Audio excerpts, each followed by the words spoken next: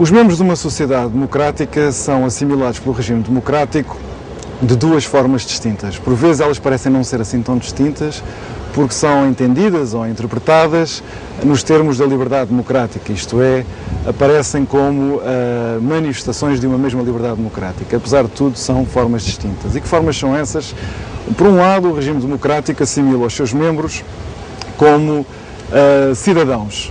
São cidadãos na medida em que partilham algo, põem algo em comum. O bem que é partilhado, desde logo o mais primário, é o território. Mas, apesar de tudo, este elemento é muito importante. São cidadãos na medida em que partilham algo, em que põem algo em comum.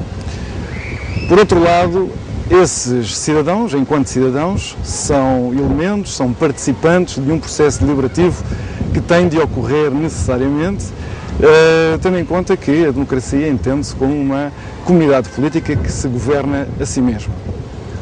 Ora bem, neste sentido, são chamadas a intervir noções como responsabilidade, dedicação, devoção e até, em circunstâncias extraordinárias, de sacrifício.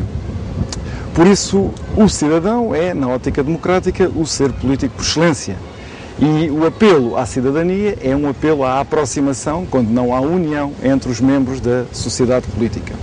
Mas, por outro lado, a comunidade, a sociedade democrática, também assimila os seus membros como indivíduos sujeitos de direitos.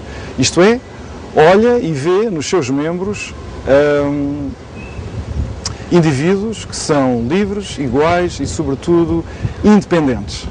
É ao serviço desta ótica que está a linguagem dos direitos. Ora bem, se a ótica da cidadania levava a uma aproximação entre os membros de uma comunidade política, já a ótica dos direitos conduz à sua separação, isto é, os indivíduos que estão separados uns dos outros na formação cotidiana dos seus conteúdos de vida, morais e sociais. Ora bem, estas duas formas de assimilação dos membros de uma comunidade política estão em tensão, porque o que leva, por um lado, à aproximação entre os membros, a ótica da cidadania, por outro, leva à separação entre esses mesmos membros, a ótica dos indivíduos enquanto sujeitos de direitos individuais. Não está em causa abolir esta tensão, isso não seria nem possível, nem benéfico para a lógica da vida democrática. Mas, no entanto, é importante ter em conta que é necessário moderar essa tensão. E como é que se modera essa tensão? Modera-se essa tensão tendo em conta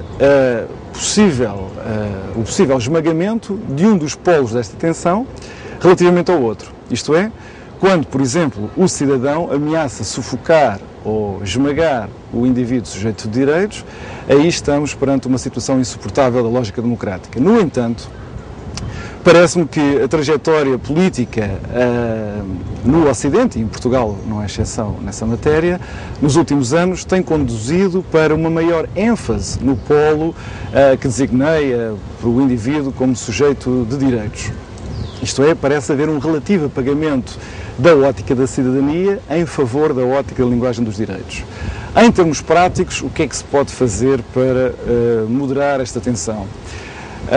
Parece-me que a medida, chamemos assim, mais direta e mais simples, residiria numa certa moderação na utilização da linguagem dos direitos. Quer dizer, para moderar esta tensão, é necessário não reduzir o discurso político à mera linguagem dos direitos, isto é, não ceder à tentação de construir narrativas políticas assentes exclusivamente na linguagem dos direitos, mas estar aberto para incluir uma linguagem que é própria da cidadania democrática.